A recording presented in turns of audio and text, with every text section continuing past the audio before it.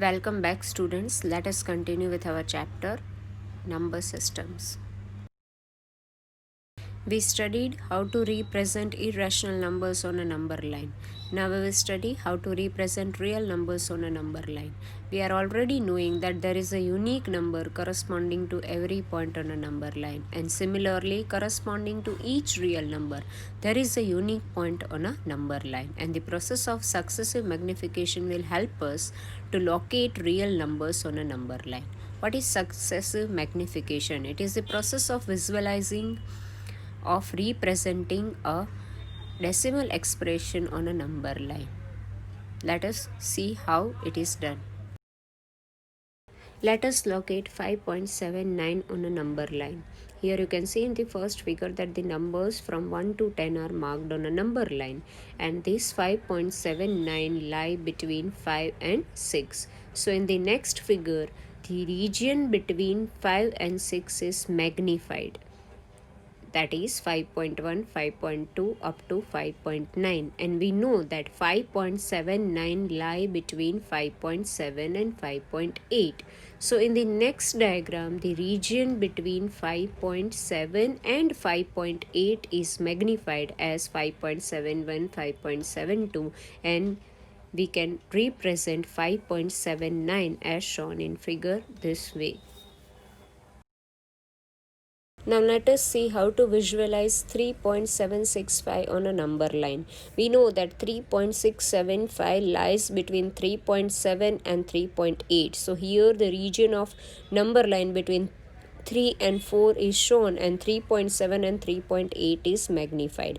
Now 3.765 is lying between 3.7 and 3.8. So in the next diagram, the region between 3.7 and 3.8 is magnified, and here you can see that it is lying between 3.76 and 3.77. So the region in the third diagram, the region between 3.76 and 3.77 is magnified, and here you can locate 3.765 on a number line. This way, any number on a number line can be located by the method of successive magnification. Now let us represent 5.37 bar on a number line. We will represent it up to 4 digits after a decimal point. That is, we will represent 5.3777 on a number line.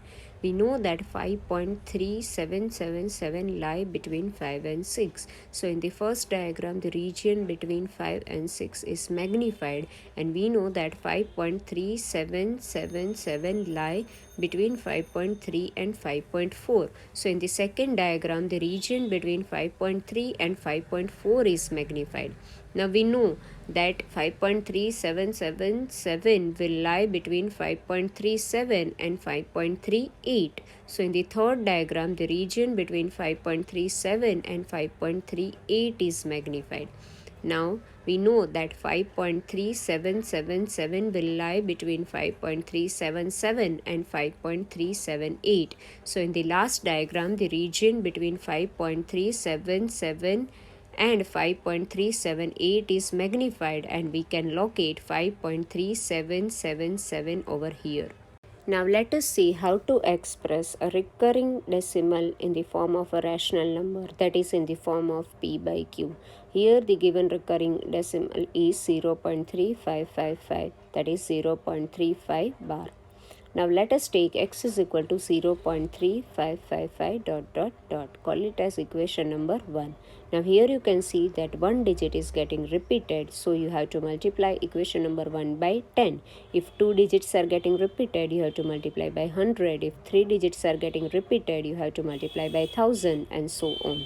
So when we multiply equation number 1 by 10, we will get 10x is equal to 3.5555 dot dot dot. Call it as equation number 2. Now the next thing you have to do is subtract equation number 1 from equation number 2. So we will get 10x is equal to 3.5555 dot dot dot minus x is equal to 0.3555 dot dot dot. When we will subtract 10x minus x, we will get 9x. 3 minus 0 is 3.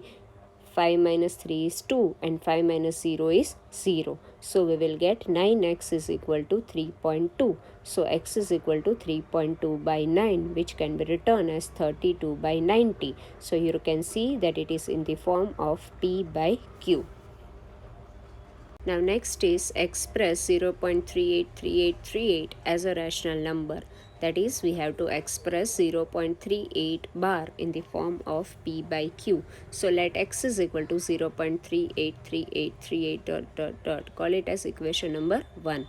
Now here you can see that two digits, that is 3 and 8, are getting repeated. So we have to multiply equation number 1 by 100, and we will multiply, when we will multiply equation number 1 by 100, we will get 100x is equal to 38.383838.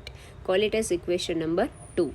Now subtract 1 from 2. So 100x is equal to 38.383838 minus x is equal to 0.383838. When we will subtract, we will get 100x minus x, that is 99x, 38 minus 0, that is 38, and all other digits will get subtracted. Answer is 0. So we will get x is equal to 38 by 99, which is of the form P by Q. We studied how to represent decimals in the form of P by Q, that is in the form of rational numbers. Now let us see how to represent rational numbers in decimal form. First one is 4 integer 1 by 8. First of all, we have to convert this 4 integer 1 by 8 in the form of P by Q. So it can be converted as 4 integer 1 by 8 is equal to 4 plus 1 by 8. On taking LCM, we get 32 plus 1 by 8, that is equal to 33 by 8, which is in the form of P by Q. Now we have to divide 33 by 8, and on dividing 33 by 8, we will get 4.125. It is simple division, you are already knowing. So the decimal form of 4 integer 1 by 8 is 4.125. Now let us see the second one, 329 by 400. It is already in the form of P by Q. So simple division we have to do, that is we have to divide 329 by 400, and on dividing 329 by 400, we will get 0.8225. So the decimal form of 329 by 400 is 0.8225. Now here you can see you are asked to classify whether the given numbers are rational numbers or irrational numbers. We know what are rational numbers and what are irrational numbers. Let us see first one, root of 23.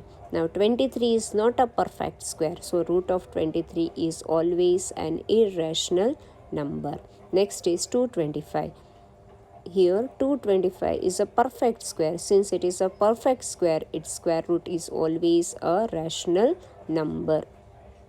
Next is 0.3796. Here you can see that division is ending at 6. So it is terminating decimal expression, and we have already studied that if it is terminating decimal expression, it is a rational number.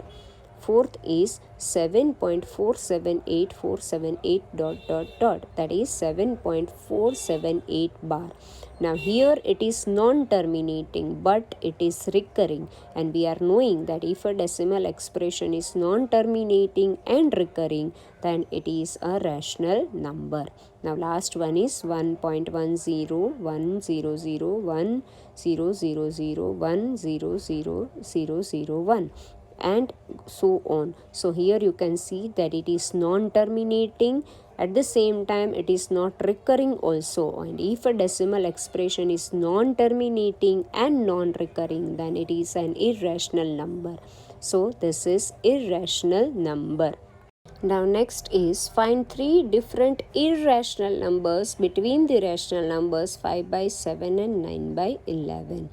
So first of all, we will obtain the decimal form of 5 by 7 and 9 by 11. When we divide 5 by 7, we will get answer as 0.714285, and then it is again going on repeating as 714285. So it is recurring and it can be written as 0.714285 bar. Similarly, if we divide 9 by 11, we get 0.818181, so on. So it can be written as 0.81 bar. Now the two irrational numbers which we got are 0.714285 bar and 0.81 bar. So you can take any number between 0.714285 and 0.81 which is non-terminating, then it is a irrational number between 5 by 7 and 9 by 11. With this we conclude our lecture. We'll see the next topics in next lecture.